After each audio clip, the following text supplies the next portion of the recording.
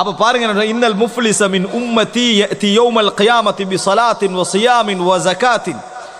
ஜக்காத், நோன்பு, தொழுகை எல்லாத்தையும் சுமந்து கொண்டு மிகப்பெரிய கூலியோடு மறுமை நாள்ல வருவான். வயதி கத் ஷதம ஹாதா வ கதஃப ஹாதா வ அகல மால ஹாதா வ ஸஃபக தம ஹாதா வ ضرب ஹாதா. இதோடையும் சேர்த்து வருவான். இன்னொருத்தன் சொத்தை என்ன செஞ்சிருப்பான்? பறித்திருப்பான். இன்னொருத்தனுக்கு அவதூறு சொல்லி இருப்பான். இன்னொருவனை தூற்றி இருப்பான். இன்னொருவருடைய ரத்தத்தில் இவன் சம்பந்தப்பட்டவனாக இருந்திருப்பான். இன்னொருவரை அடித்திருப்பான்.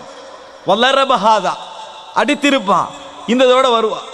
வந்தா அல்லாஹ் ரப்புல் ஆலமீன் விசாரணையில் என்ன செய்வான்? ஃபயுஅதா ஹாதா மின் ஹஸனாத்திஹி வ ஹாதா மின் ஹஸனாத்திஹி ஃபஇன் ஃபனியத். நன்மையிலிருந்து எடுத்து கொடுக்கப்படும். நன்மை முடிந்து விட்டால், இதுதான் மிக மிக பயங்கரமான இடம். அதுதான், நன்மை முடிந்து விட்டால் எனது பாவங்களில் அவனது பாவங்கள் சுமத்தப்படும். இதுதான் மிகப்பெரிய ஒரு பாரமான ஒரு விஷயம். எனது பாவங்களில் அவனது பாவங்கள் சுமத்தப்படும். அன்புள்ள சகோதரர்களே, இன்றைக்கு நம்ம பார்க்கிறோம் எத்தனையோ பேர், அதாவது ஹஜ் உம்ராக்காண்டு எவ்வளவோ முடிச்சிருப்பாங்க. அவங்க இஹ்லாஸா அதை யார்கிட்டையும் சொல்லவும் மாட்டாங்க. இஹ்லாஸா இருப்பாங்க, யார்கிட்டையும் சொல்ல மாட்டாங்க, பாழாக்கிக்கல மாட்டாங்க. ஆனால் மறுமையில் பாழாக்கக்கூடிய வேலையை செஞ்சுக்கிட்டு இருப்பாங்க. என்ன? இங்கே அவனை பற்றி புறம் பேசுறது, இவனை பற்றி அடிக்கிறது, அவனை பற்றி மோசமாக சொல்றது, அவதூறு சொல்றது, இதோட சம்பந்தப்பட்டிருப்பாங்க.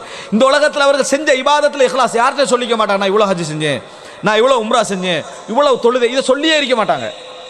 ஆனால் அவருக்கு தெரியாமலேயே என்ன செய்து மறுமையில் இன்னொருவருக்காக உழைத்து கொடுத்து கொண்டிருக்கிறார்.